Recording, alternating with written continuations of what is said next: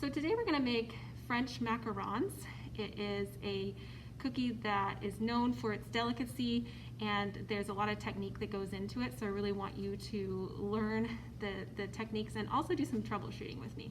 So you know, in class you all had the macarons that I offered at the end, and I wasn't exactly happy with them, so I'm going to show you how to actually get it even better, and I'm also going to talk about troubleshooting at the end. So we're going to start with the dry ingredients for the shell of the cookie.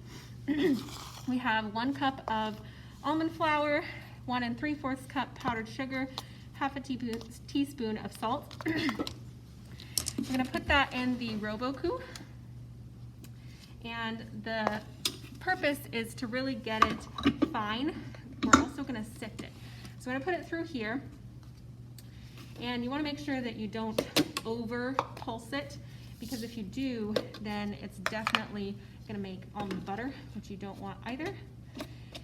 So the shell of the cookie is almost always going to be almond flour based. I have used hazelnut flour, which is really tasty, but I found actually doesn't quite get as much of feet on the macaron itself.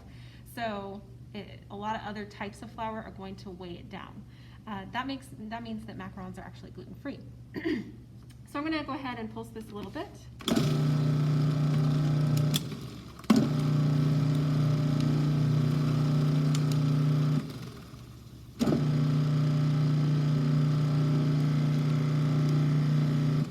And what I'm looking for is for all the ingredients to be the same consistency.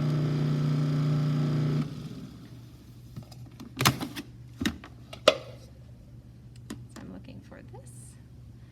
And then I'm going to send it through a sifter. I have this one here. Pretty easy to do with this sifter. I put all the dry ingredients through the sifter.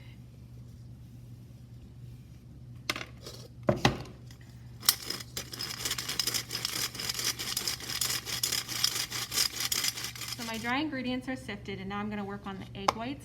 The egg whites are going to be what gives the outside of the cookie a really nice texture.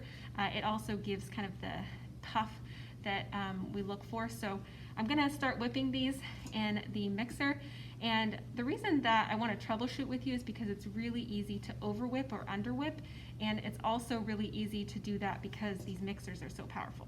So I have 3 egg whites here. Each egg white is about 30 grams. So if you have leftover egg whites in your fridge and you want to utilize them, you'd need a total of 90 grams of egg white for this recipe. And then I have a half of a teaspoon of salt, and we're going to get that starting to whip.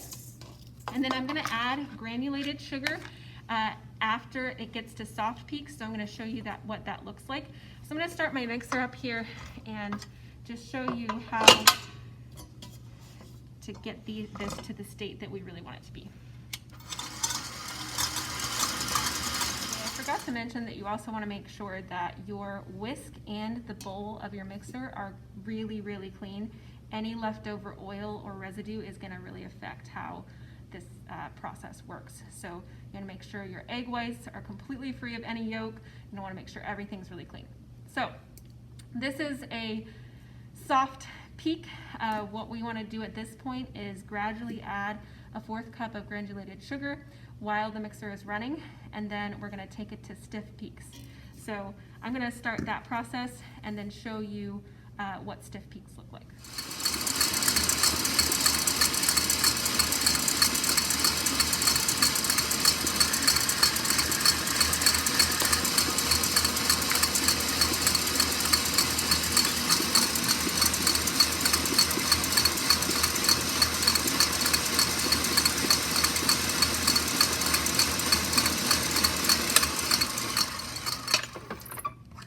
I'm also going to scrape down the bowl because I see some of the sugar ended up on the sides, so I really don't want that. I want it all down in there. I don't really want it to confuse the texture here.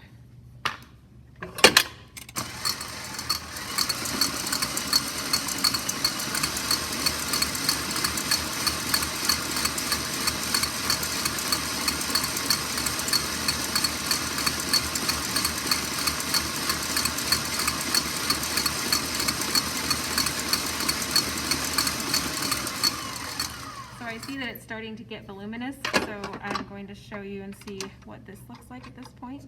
It starts to really look like more egg white once it starts getting to a certain point. So this is stiff peaks here. It's sticking right up. So at this point, we are going to add any flavors that we want.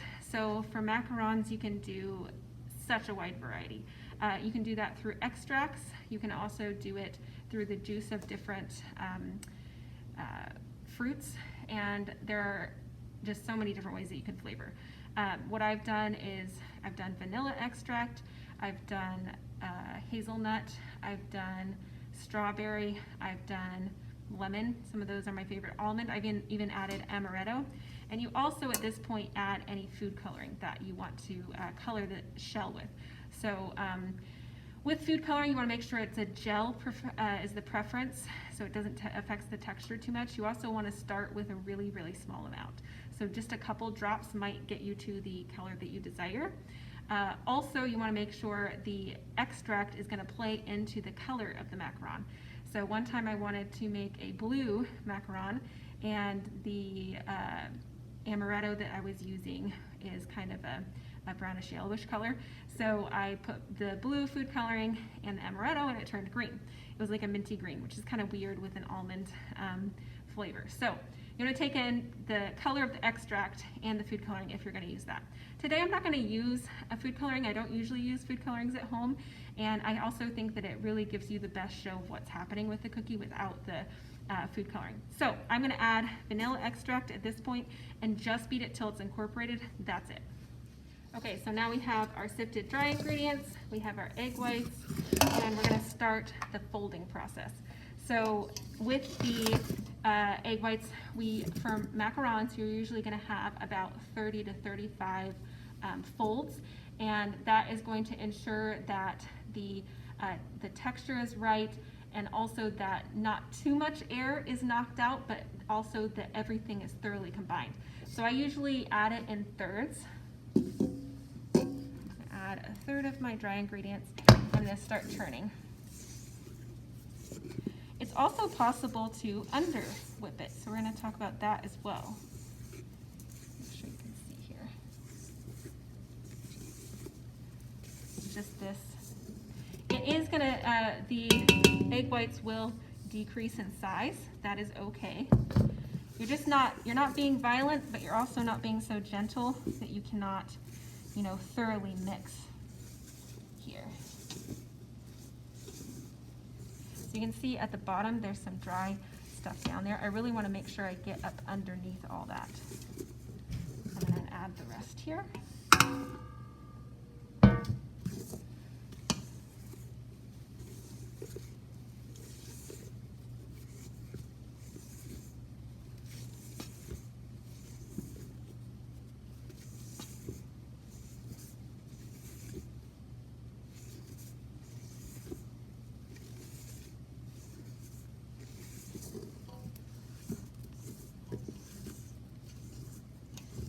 Forgot to count, which is unfortunate, but that's all right. So I'm really looking for a specific texture in the dough. So you can see it's still a little gritty. We don't really want gritty. So I'm going to keep mixing that. And once everything really gets combined and you have all the ingredients together, that's when you're going to want to stop and look at the flow here. So see how it keeps dripping off the spatula? And what I do is I actually make an 8. Let's see if you can see this here. I try to make an 8 with it. And if that works, that means you've folded it enough. So now I've put all of that in a piping bag, and I have approximately a 1/2 inch tip on my piping bag. Now I'm going to pipe them out. So to make sure that this parchment paper does not blow around in the oven, I'm just going to, so you can see this, put a little bit in each corner and press it down. I'll see this side a little better. Just put a little dot, press it down so that that parchment doesn't blow around. So silicone mats are great, not the best for macarons, because if it the parchment paper actually gives it a drier texture. So you can see that if I held this upside down, it would run right out, and that is exactly what you want. You don't want to be able to hold it upside down and it stay there. So I'm going to start piping these. I'll start on this side. You're just going to do, you want to make sure, the biggest thing is you want to make sure that they are all the same size. So some people use a little stencil to do that.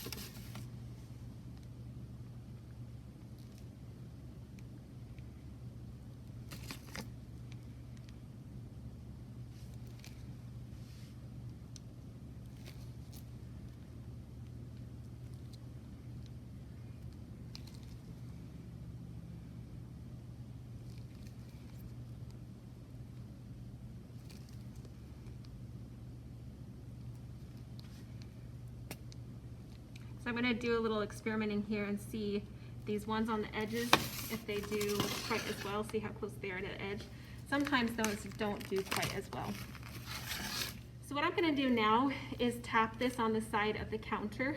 This is going to get out any air bubbles and also make sure that the macarons have feet. So I'll show you what that looks like when we're at the very end of the process. So I'm just going to kind of whack it on the side. You don't want to be too violent. Just do this about 5 times. And then we're gonna leave these on the counter and allow them to get kind of a skin. So I leave them on the counter for about 1 hour, and in that time frame I'll make the buttercream. And then they're gonna go in the oven at 300 for exactly 17 minutes. All right, so now I'm gonna make the buttercream, and it's really just, it's a very simple buttercream. It's nothing too fancy. I'm gonna do lemon zest and a little bit of lemon juice, about a teaspoon of juice and a teaspoon of zest. And then we'll also add a little bit of cream at the end just to get it to the right consistency. For the buttercream, you do wanna make sure that you can hold the piping bag upside down and it's not gonna fall out. So when you eat a macaron, you want to make sure that the filling doesn't squish out immediately between the cookies, that it kind of just stays there. So it's not hard to eat, and that has to do with the texture of the cookie and the texture of the buttercream. So I have 8 ounces of butter. I have, 1.5 cups of powdered sugar. I have 3 tablespoons of cream. I may or may not use all of it. And I have, again, a teaspoon of lemon juice and a teaspoon of lemon zest. I'm going to put the butter, and softened butter. I'm going to put that in my mixer. Bring it over here. I wish it was clear inside so you could see a little bit.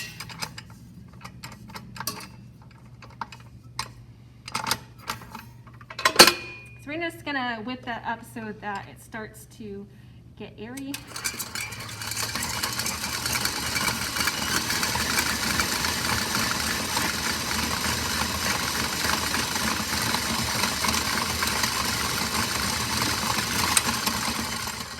Then I'm going to go ahead and scrape and add the powdered sugar.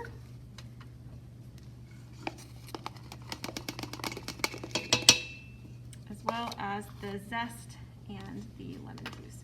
Also, you want to think about the flavor in the shell and the flavor that is in the filling. So you really don't want anything to be too overpowering here. Let's say if I had put a lemon extract in the shell of the cookie and lemon juice and lemon zest in the buttercream, it would be really strong. So I tend to put more flavor in the buttercream and less flavor in the shell, because I think that the shell is more affected, the texture of the shell is more affected by the extracts and the food coloring than the buttercream is. So I tend to add a little bit more flavor in there.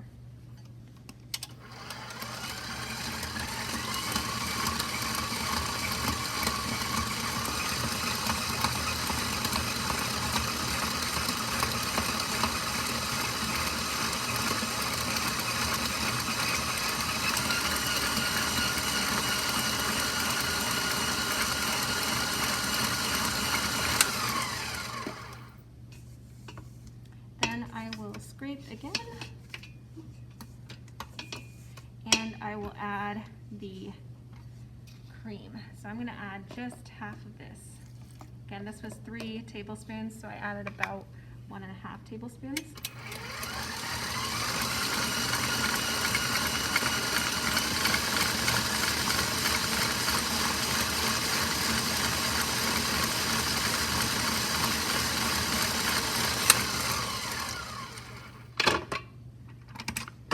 So now I'm gonna, looks like this, I'm gonna scrape the bowl again, and then I'm going to taste it. I'm also going to put it in my piping bag, and I can already tell this is pretty much the texture I want.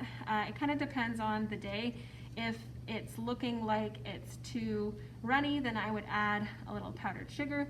If it's looking like it's a little too dry, then I would add a little bit more cream. So this really has a lot more to do with feel. But basically, again, you want to be able to hold your piping bag like this, nothing's running out.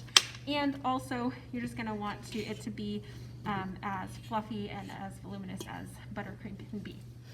Okay, so I took the macarons out of the oven at about 19 minutes. At home, 17 minutes is perfect, but every oven is different.